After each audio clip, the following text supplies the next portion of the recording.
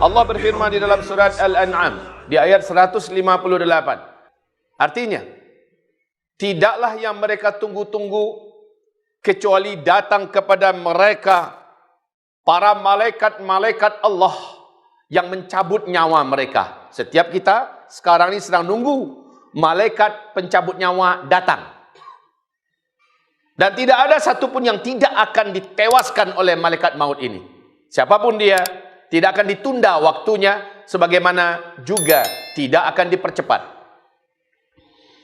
Atau tidaklah yang mereka tunggu-tunggu kecuali datang kepada mereka tanda-tanda di antara tanda-tanda menjelang kiamat.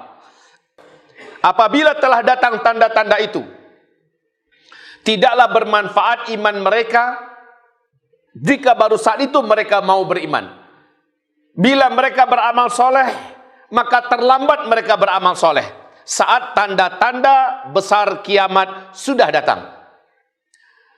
Maka orang-orang yang akan selamat ketika tanda-tanda kiamat itu sudah datang adalah yang sebelumnya sudah menjaga iman, memurnikan bertauhidnya, menjaga akidahnya, dan memperbanyak amal solehnya. Inilah yang akan menggunakan, yang akan bermanfaat keimanan mereka dan amal soleh mereka.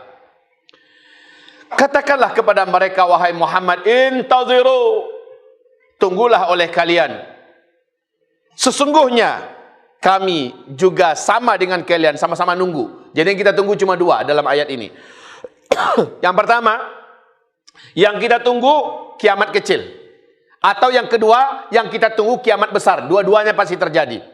Kiamat kecil adalah malaikat maut datang mencabut nyawa kita. Itu kiamat kecil. Dan kiamat besar adalah hancurnya alam semesta, tapi dimulai dulu dengan tanda-tandanya. Maka menghadapi kiamat kecil, menghadapi kiamat besar, tentu saja ada persiapan. Ada persiapan. Kalau kiamat kecil yang ditunggu, jika nyawa sudah sampai di tenggorokan, atau matahari sudah terbit dari sebelah barat, maka tidak ada lagi taubat yang akan didengar dan diterima oleh Allah Subhanahu wa Ta'ala. Atau jika sudah datang tanda-tanda besar daripada tanda-tanda kiamat yang 10, maka juga tidak bermanfaat orang-orang yang saat itu baru pengen taubat. Saat itu dia baru pengen beriman. Saat itu baru dia beramal soleh. Sudah terlambat. Maka apabila kami sampaikan kepada kita semua, jika sudah lengkap semua kejahatan yang pernah dibuat oleh para kaum nabi-nabi terdahulu yang telah Allah binasakan, sekarang ini lengkap dibuat oleh mereka. Setiap kaum itu datang azab khusus. Petir menyambar menghancurkan mereka. Bumi Allah balikkan sehingga membinasakan mereka. Air bah, air laut Allah datangkan membinasakan mereka. Ada yang angin topan beliung Allah datangkan, gempa dahsyat Allah datangkan, penyakit wabah segala macam Allah datangkan. Itu saat mereka punya ciri khas dosa masing-masing di zaman mereka. Lah sekarang di zaman kita ini, dosa itu dibuat serentak oleh manusia. Bahkan difasilitasi oleh kekuasaan yang sedang berkuasa.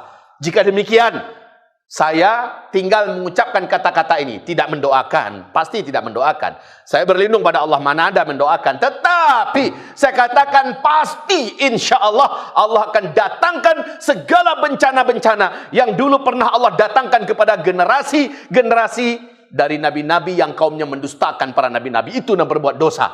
Petir, tsunami, gunung meletus, gempa, penyakit, segala macamnya Allah akan datangkan serentak bertubi-tubi dan susul menyusul. Saya tidak berani menyebutkan bulan berapa, tahun berapa, tapi melihat daripada semuanya sudah klop dan lengkap dibuat di zaman sekarang, maka saya sah dong mengatakan tak lama lagi. Silakan dengarkan. Bencana-bencana alam yang mengerikan akan terjadi hampir merata-rata di seluruh negara, di tiap negara di dunia ini. Bencana-bencana besar, bencana kemanusiaan, peperangan, penyakit yang menyebar di mana-mana, dan pembunuhan, kelaparan, serta bencana-bencana musibah-musibah alam. Tak lama lagi. Mungkin ada yang mau memastikan, kira-kira bisa nggak kami dapatkan startingnya itu yang paling mengerikan itu kapan? Saya jawab. Nabi menjawab dalam hadis Sahih Muslim. Bila kejahatan Bani Israel di Israel sana dihentikan oleh Allah Subhanahu wa taala dengan didatangkan pasukan-pasukan yang mengalahkan mereka. Lalu saat itu khilafah Islamiyah dikumandangkan di Baitul Maqdis. Apabila itu terjadi, kata Rasulullah sallallahu alaihi wasallam, hadis sahih riwayat Imam Muslim, apabila itu terjadi, maka ketahuilah oleh kalian pada saat itulah gempa-gempa besar terjadi di muka bumi. Gunung-gunung akan meletus di mana-mana. Banyak negeri-negeri yang tenggelam. Banyak petaka-petaka bencana dan peperangan melanda di mana-mana. Apabila khilafah Islamiyah dikumandangkan di negeri Syam, tepatnya di Baitul Maqdis, dan negeri teraman saat itu adalah Palestina, kata Rasulullah. Negeri teraman saat itu adalah Palestina.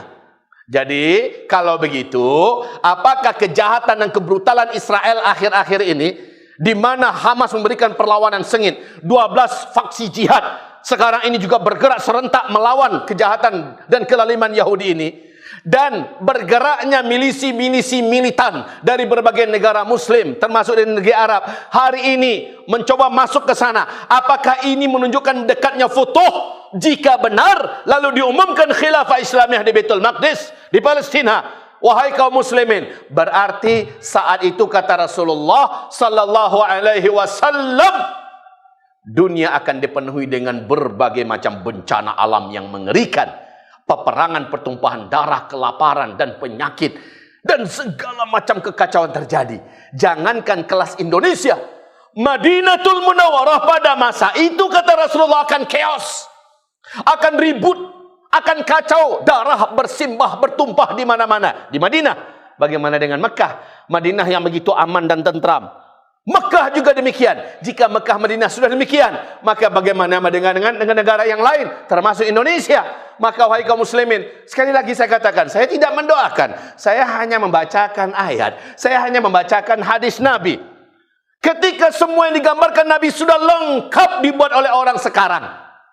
Lengkap, Pak. Kecuali hanya tanda-tanda besar aja yang tidak. Terjadilah duhan, Dajjal keluar. Itu aja yang belum lagi. Tapi semua yang kecil-kecil dah lengkap. Arab sudah menjadi jahiliyah. Sudah. Arab sudah dituruni oleh salju dan hujan-hujan dan semakin banyak bencana di sana. Sudah. Kemudian berbagai macam yang disebutkan Nabi sudah terjadi semua. Maka wahai kaum muslimin, dan ini juga bagaimana perlakuan para penguasa kepada Islam dan kaum muslimin, para ulama di seluruh negara saat ini di dunia sudah mempertontonkan kepada kita semua yang diciptakan Nabi sallallahu alaihi wasallam sudah sah untuk diberlakukan oleh Allah Subhanahu wa taala akibatnya.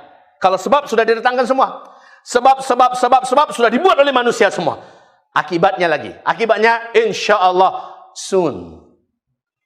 Soon, very very soon, sangat dekat sekali. Sekali lagi kita tetap berdoa, ya Allah lindungi kami, selamatkan kami. Dan kita tidak berdoa, justru yang kita doakan adalah lindungi kami, selamatkan kami. Tapi setiap sebab dibuat, akibat pasti terjadi. Kalau sudah begitu, nah ini dia ayatnya 158, solusinya dari Allah Subhanahu wa taala. Karena ini pasti akan terjadi, sebab semua sebab sudah dikerjakan, maka solusinya apa? Maka saat terjadi tanda-tanda, kalau tanda-tanda kecil kiamat, yaitu seseorang mengalami sakit berat yang tidak ada lagi obatnya, umpamanya ya, atau usianya sudah terlalu tua, sudah banyak ubannya, atau sudah divonis oleh dokter umpamanya bahwa orang ini sudah tidak, kecil sekali peluang untuk hidupnya, tapi yang pasti adalah nyawanya sudah bergerak meninggalkan tubuhnya dan sudah sampai kemari, tidak bermanfaat lagi taubatnya. Ini kalau untuk tanda kecil kiamat, itu kematian. Namun untuk tanda besar kiamat, apapun dimulai nanti dengan hantaman meteor menabrak bumi sehingga memusnahkan semua teknologi yang ada di muka bumi, atau dimulai dengan peperangan Armageddon, ya, atau dimulai nanti dengan dari mana saja startnya. Kalau itu sudah terjadi, saat itu baru kita mempersiapkan diri terlambat. Nyawa udah sampai sini, baru taubat, baru beramal, terlambat. Sebagaimana sudah muncul Dajjal keluar, baru taubat, baru ingin beriman, baru ingin mempersenjatai diri dengan amal soleh, terlambat. Baru saat itu berdoa, terlambat. Karena Allah sini mengatakan, au kasabat fi imaniha khaira. Saat itu baru mereka membekali diri dengan amal-amal soleh yang banyak, terlambat. Tidak bermanfaat. La yanfa'u nafsan imanuha lam takun amanat min qablu. Orang yang baru saat itu mereka memperbanyak amal soleh, Dajjal keluar, baru dia memperbanyak amal soleh. Matahari terbit dari barat, baru memperbanyak amal soleh. Sekarang malas-malasan. Padahal Nabi berkata sallallahu alaihi wasallam, suasana menjelang kiamat terjadi, semakin hambar untuk beramal soleh. Iqtarabatis sa'ah wa la yazdadu nas minad dunya illa hirsa. Ketika kiamat semakin dekat, manusia semakin rakus dan semakin bernafsu, semakin semangat mengumpulkan dunia, memburu dunia, mencari dunia. Wala yazdaduna minallahi la bu'da. Sementara ibadah mereka, amal soleh mereka makin lama makin merasa meredup, melemah. Semangat tahajudnya semakin gelap. Semangatnya untuk salat sunat qabliyah, salat sunat ba'diyah, zikir, semangatnya untuk berdoa, bersedekah semakin melemah. Semangatnya untuk beramal soleh, berjuang, berkorban untuk agama, berdakwah semakin melemah. Semangatnya semakin melemah. Wala yazdaduna minallahi illa bu'da.